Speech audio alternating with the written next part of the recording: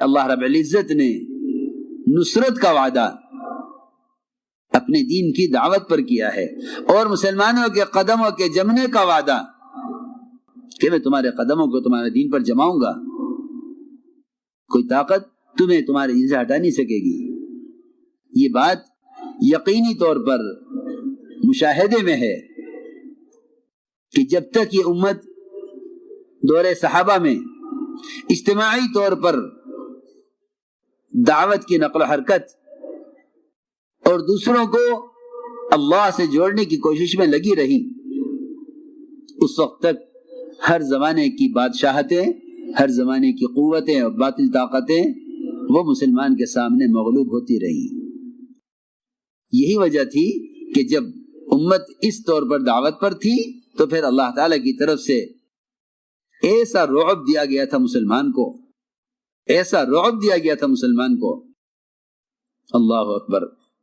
ایک اکیلے صحابی عبداللہ بن حذافہ، ادھر مقابلے پر پوری روم کی بادشاہت، یہاں دین ایسا بدل دیتے ہیں جیسا کوئی کپڑے بدل دے۔ شادی کرنی ہو تو مذہب کوئی چیز نہیں، دکان چاہیے تو مذہب کوئی چیز نہیں، زمین چاہیے تو مذہب کوئی چیز نہیں، کارخانہ چاہیے مذہب کوئی چیز نہیں، حکام سے اپنے کاموں میں، اپنے دنیاوی تقاضوں میں اگر کوئی رعایت چاہیے تو دین کوئی چیز نہیں۔ اللہ اکبر۔ اغیار یہ چاہتے ہیں کہ اسباب پر ہمارا قبضہ رہے، مسلمان اپنے دین کے بارے میں ہم سے سمجھوتا کر لے تو ہم انہیں کمائی کے اسباب دے دیں۔ کیسی گھٹیا بات، کیسی گھٹیا بات، کیسی گھٹیا بات ہے۔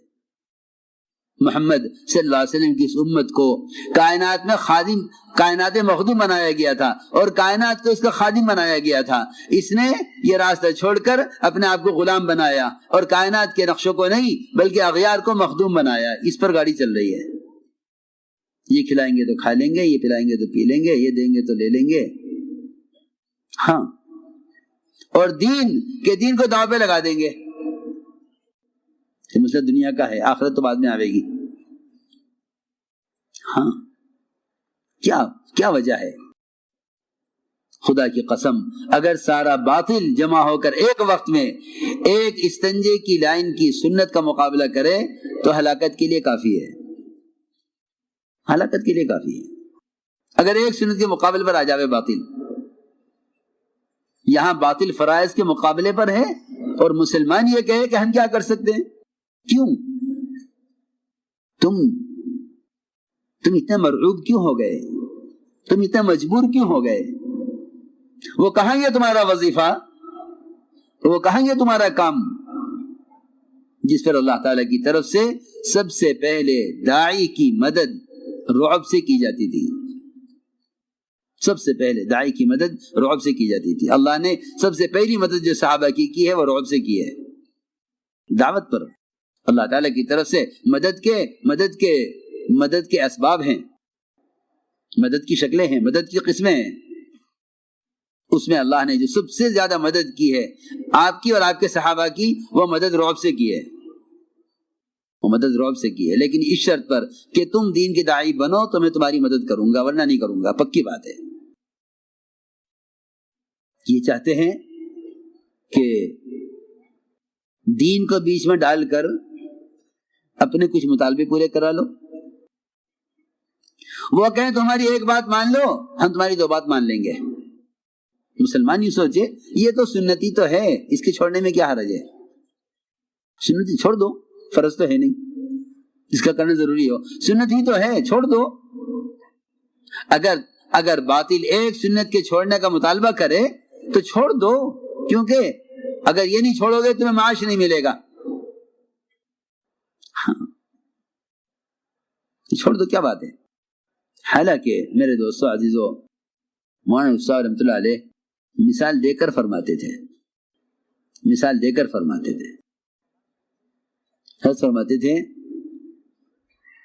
کہ اگر مسلمان اپنے دین کے بارے میں انفرادی طور پر، اجتماعی طور پر تو ممکن ہی نہیں ہے، انفرادی طور پر بھی اگر مسلمان اپنے دین کے بارے میں باطل سے سمجھوتا کر لے. میری بات بہت جا کے سننی پڑے گی، بہت توجہ سے. ایک سنت کے بارے میں اگر سمجھوتا کر لے، ٹھیک ہے ہم یہ سنت چھوڑ دیتے ہیں، تم ہمیں یہ دے دو. یہ اللہ کے یہاں پورے دین کو بیچنے والا مجرم قرار دیا جائے گا. جب یہ دین کو بیچے گا، جب یہ دین کو بیچے گا، خدا کی قسم اغیار انہیں غلاموں کی قیمت پر خریدیں گے. یہ دین کو بیچے گا دنیا کے لیے، پھر اغیار ان کو غلاموں کی قیمت پر خریدیں گے، انہیں غلاموں کی طرح استعمال کر کے اپنی دنیا بنائیں گے. محمد صلی اللہ علیہ وسلم آپ کا معمول تھا کہ آپ طواف کے ہر چکر میں حجر اسود کا بوسہ لیتے تھے.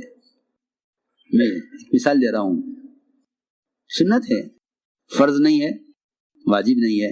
حضرت عمر نے یہ کہہ کر بوسہ لیا حجر اسود کا کہ اگر محمد صلی اللہ علیہ وسلم نے تیرے بوسہ نہ لیا ہوتا تو میں کبھی نہ لیتا. نہ تو پتھر ہے، نہ تیرے میں نفع ہے نہ نقصان ہے، صرف اس لیے بوسہ لیتا ہوں کہ اللہ کے نبی نے بوسہ لیا ہے. مشرکین نے دیکھا کہ آپ کو یہ عمل محبوب ہے، یہ عمل پسند ہے. انہوں نے یہ چاہا کہ ان کو حجر اسود کا بوسہ لینے سے روکو تاکہ یہ ہمارا مطالبہ پورا کریں. تو روکا گیا آپ کو کہ آپ حجر اسود کا بوسہ نہیں لیں گے. کیوں؟ کہ پہلے ہماری شرط پوری کرو. کیا شرط ہے؟ یہ کہا مشرکین نے کہ آپ حجر اسود کا بوسہ لینے میں ہمارے بتوں کے آگے جھک کر جائیں. اگر آپ ہمارا یہ مطالبہ پورا کریں گے تو ہم آپ کو حجر اسود کا بوسہ لینے دیں گے، ورنہ نہیں لینے دیں گے. عجیب بات ہے میرے دوستو عزیزوں. اللہ رب العزت نے ہمیں ایمان پر جمایا ہوا ہے، یہ اللہ کا سب سے بڑا فضل ہے. ہم میں سے کوئی بھی اپنے ایمان پر اپنی مرضی سے، اپنی قوت سے جمع ہوا نہیں ہے، محض اللہ کا فضل ہے. کیونکہ دنیا میں ایمان اللہ کے فضل کا مظہر ہے، اور دنیا میں کفر اللہ کے استغنا کا مظہر ہے، اور آخرت میں جنت اللہ کے فضل کا مظہر ہے، اور آخرت میں جہنم اللہ کے استغنا کا مظہر ہے. یہ سمجھنے کی بات ہے. جی ہاں، دنیا میں ایمان پر قائم رہنا یہ اللہ کا سب سے بڑا فضل ہے.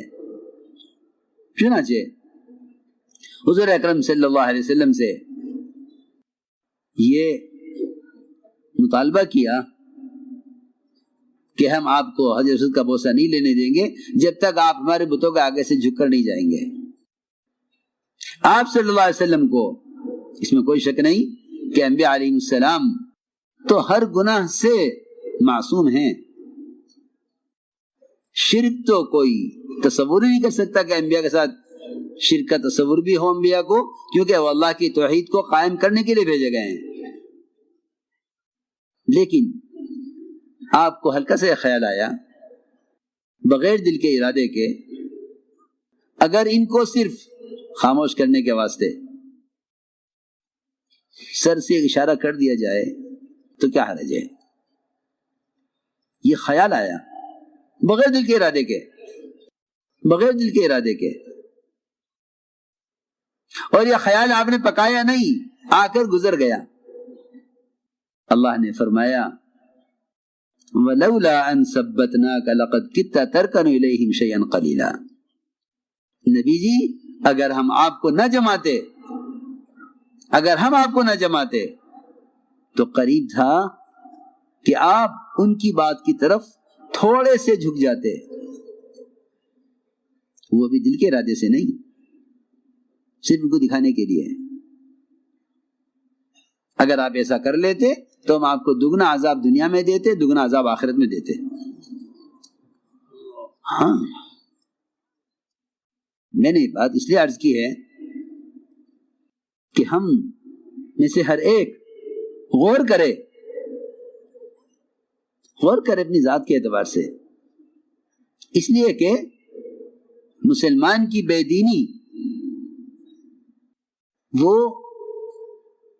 صرف اپنے اختیار سے نہیں ہے، بلکہ کچھ اسباب ہیں بے دینی کے، صرف اپنے اختیار سے بھی نہیں ہے، بلکہ کوئی اسباب ہے بے دینی کے۔ جہاں بے دینی کا اسباب اپنے ذاتی اندر سے ہیں وہاں نفس کے تقاضے سے ہیں، اور جہاں بے دینی کا اسباب باہر کی طاقت سے ہیں وہاں باہر کی طاقت سے ہیں، مگر یہ اس کے مقابلے میں کامیاب نہیں ہو سکتے۔ یہ حالات کو دیکھ کر دین بدل دیں گے، یہ حالات کو دیکھ کر دین بدل دیں گے، حالات کو سامنے رکھ کر چلیں گے، حالات کو سامنے رکھ کر چلیں گے۔ حالات یہ ہیں تو یہ حالات کے لیے دین بدل دیں گے۔ میں جو عرض کرنا چاہتا تھا کہ ہر قسم کے حال سے مقابلہ، ہر قسم کے قانون سے مقابلہ، اس مقابلے کی قوت اللہ تعالیٰ کی شرط پر دیتے تھے، وہ شرط دعوت ہے، وہ شرط دعوت ہے۔ تو میں نے عرض کیا کہ جب مسلمان اپنے دین کی دعوت کو چھوڑ دیتا ہے تو پھر وہ اپنے دین کو بیچنے لگتا ہے۔ دین کا بیچنا میں نے عرض کر چکا کہ اگر ایک سنت کو بھی یہ کہہ کے چھوڑ دے کہ حالات، قانون، ماحول یہ سنت کا سے روک رہا ہے تو یہ اپنے دین کو ختم کرنے والا ہے۔ میں اس کی مثال دیتا ہوں۔ بڑا جنگل لکڑی کا میلوں میں پھیلا ہوا، بڑا جنگل لکڑی کا میلوں میں پھیلا ہوا، لوہے نے جنگل کے بادشاہ سے ایک بالشت لکڑی کا مطالبہ کیا کہ تمہارے پاس اتنی لکڑی ہے، ہمیں اس میں سے ایک بالشت لکڑی دے دو۔ ہمارے پاس تو لکڑی ہی نہیں، ہم تو لوہا ہیں۔ بادشاہ نے اپنے وزراء کو جمع کیا، بھئی یہ ایک بالشت لکڑی مانگتے ہیں۔ وزراء نے کہا ایک بالشت؟ ہم انہیں 1 انچ لکڑی بھی نہیں دیں گے۔ اس لیے نہیں کہ ہمارا کمی آ جائے گی، میری بات بہت توجہ چاہے گی، ہم انہیں 1 انچ لکڑی بھی نہیں دیں گے۔ میں یہ ساری جو بات کہہ رہا ہوں یہ بالکل صحابہ کرام کے عزم اور ان کے دین پر استقامت کی کا یہ ترجمہ ہے جو میں کہہ رہا ہوں۔ یہ سابق قصے ہیں، یہ اس جو مثال دے رہا ہوں یہ صحابہ کے ہر زمانے میں باطل کو جواب دینے کی یہ سب سے عمدہ مثال ہے۔ وزراء نے منع کر دیا کہ نہیں ایسا مت کیجیے۔ بادشاہ نہ مانا۔ بادشاہ نے کہا اتنی لکڑی ہمارے پاس، میلوں میں جنگل کھڑا ہوا ہے، بے شمار درخت، بے شمار شاخیں، بے حساب لکڑی، انہیں ایک بالش کی ضرورت ہے، دے دو۔ نہ مانا بادشاہ، اور اس نے لکڑی اٹھا کے ایک بالش لکڑی اس کو دے دی۔ لوہے نے اس لکڑی کی ہتھی بنائی اور اسے آرے میں لگایا اور سارا جنگل کاٹ کے ختم کر دیا، سارا جنگل کاٹ کر ختم کر دیا۔ عقل کو استعمال کرو، میں جو کہہ رہا ہوں۔ ہاں، کیوں پہلے کیوں نہیں کر سکا؟ کہ جب تک مسلمان اپنے دین کا حصہ غیروں کے لیے چھوڑے گا نہیں، اس وقت تک وہ تمہارے پورے دین کو ختم نہیں کر سکتے۔ اس نے ایک بالش لکڑی دی لوہے کو، اور یقینی بات ہے کہ اگر لوہے میں لکڑی کا دستہ نہیں ہے تو آرا کاٹے گا نہیں، ہاتھ کٹے گا۔ آپ ہاتھ سے آرا پکڑے کاٹو، ہاتھ سے آرا پکڑ کے چلاؤ، ہاتھ کٹے گا، لکڑی نہیں کٹے گی، کیونکہ اس لوہے کی جو قوت ہے، اس کے چلنے کی جو قوت ہے اور اس کے کاٹنے کی جو قوت ہے وہ اس ہتھی سے ہے جو اس میں لکڑی سے لگائی جاتی ہے۔ الذین آمنوا ولم یلبسوا ایمانہم بظلم اولئک لہم الامن وہم مہتدون، کہ اگر ان کے ایمان میں شرک آمیزش نہیں ہے تو ان کے لیے دنیا میں امن بھی ہے اور ہدایت بھی ہے۔ میں یہ کہنا چاہتا ہوں، یہ اس چکر میں ہے کہ کیونکہ اختیارات ان کے ہاتھ میں ہیں، لہذا تم جس دین پر چل سکتے ہو چلو، اور جس دین پر یہ قانون یہ کہہ دے کہ آپ یہ نہیں کر سکتے، مسلمان یہ کہتے جی ٹھیک ہے، میں تو مکلف ہوں نہیں کیونکہ قانون ہے۔ میری بات یاد رکھو، دعوت اللہ کے بغیر اگر کوئی دین پر چلنے سے مجبور ہے تو اللہ اس کے عذر کو قبول نہیں کریں گے، اللہ اس کے عذر کو قبول نہیں کریں گے۔ اللہ کا پہلا سوال یہ ہوگا کہ تو نے اس دین پر چلنے کے لیے کیا کوشش کی؟ دعوت اللہ کے بغیر اگر کوئی دین پر چلنے سے مجبور ہے تو اللہ اس کے عذر کو قبول نہیں کریں گے۔ اللہ کا پہلا سوال یہ ہوگا کہ تو نے اس دین پر چلنے کے لیے کیا کوشش کی؟